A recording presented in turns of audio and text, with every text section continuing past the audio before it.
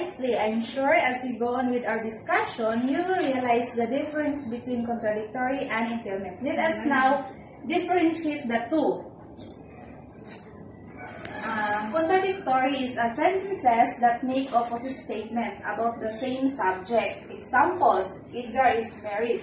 Edgar is fairly rich. Edgar is a bachelor. Second is, I believe in the importance of honesty, but I occasionally tell lies to protect someone's feeling.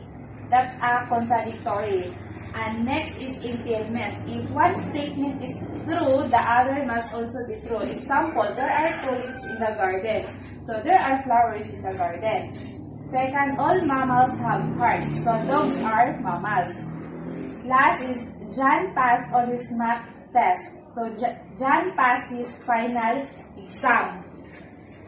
Then, in addition, contradictory refers to a statement or propositions that assert the opposite or confliction ideas. Example, the car is blue and the car is not blue. The statements are contradictory because one asserts the color is blue while the other explicitly denies the car's color being blue. And the entailment refers to a relationship between two statements where the truth of one statement also is a fundamental concept in logic and reasoning used to establish logical relationships and draw valid conclusions based on your given premises.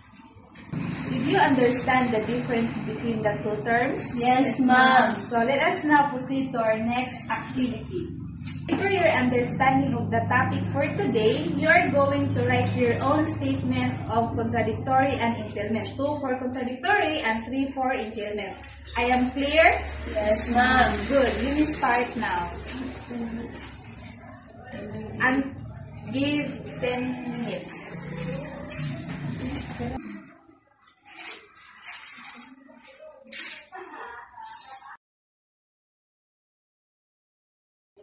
Did you understand our lesson for today, class? Yes, ma'am. Very good. Now, anyone can explain to us the importance of differentiating contradictory and entailment?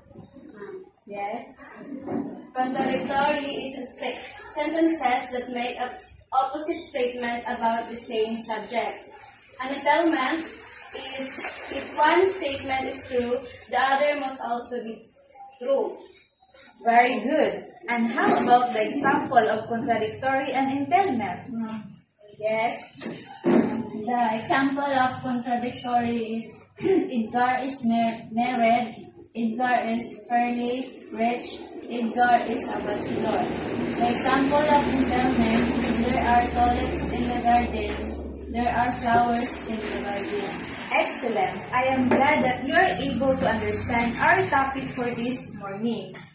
Do you have any question regarding our topic?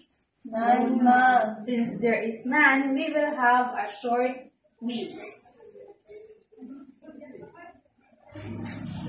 Get 1/4 sheet of paper and you're going to identify the answer for each statement. Draw a circle if the contradictory and draw a heart if it is an entailment. I give you 10 minutes. Start now.